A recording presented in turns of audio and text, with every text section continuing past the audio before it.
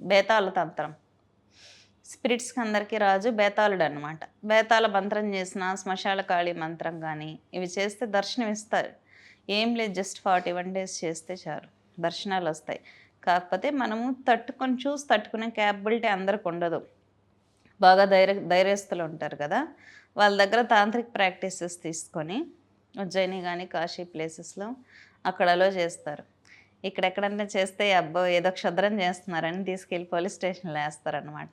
కాబట్టి ఉజ్జయినిలో గానీ, కాశీలో గానీ ఎళ్లి బేతాళ మంత్రం గానీ, కాళీ మంత్రం, శ్మశాన కాళీ మంత్రం గానీ, లేదంటే వీరభద్ర సాధన, ఇటువంటి భైరవ సాధన చేస్తే ప్రేతాత్మలు దర్శనం ఇస్తాయి. ఎందుకంటే అప్పుడు మనకు కంట్రోల్ చేసే కేపబిలిటీ వచ్చేస్తుంది. ఎందుకంటే ఎక్స్‌ట్రీమ్ లెవెల్ గదా! స్పిరిట్‌ని కంట్రోల్ చేసేది బేతాళుడు. బేతాళుడు అనేవాడు వెహికల్ ఎవరికి? వీరభద్రుడికి. కాబట్టి హైయెస్ట్ లెవెల్ ఆఫ్ మంత్రాన్ని మనం తీసుకొని చేస్తే వీళ్ళని కంట్రోల్ చేస్తూ చూడొచ్చు.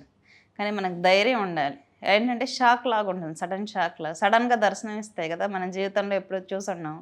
ఆ ఇన్సిడెంట్ మనం బేర్ చేయాలి. బేర్ చేయకపోతే మన ప్రాణం పోవచ్చు, చనిపోవచ్చు కూడా.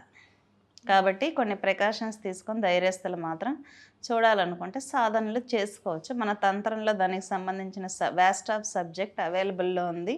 రిఫరెన్స్ తీసుకోవచ్చు కూడా.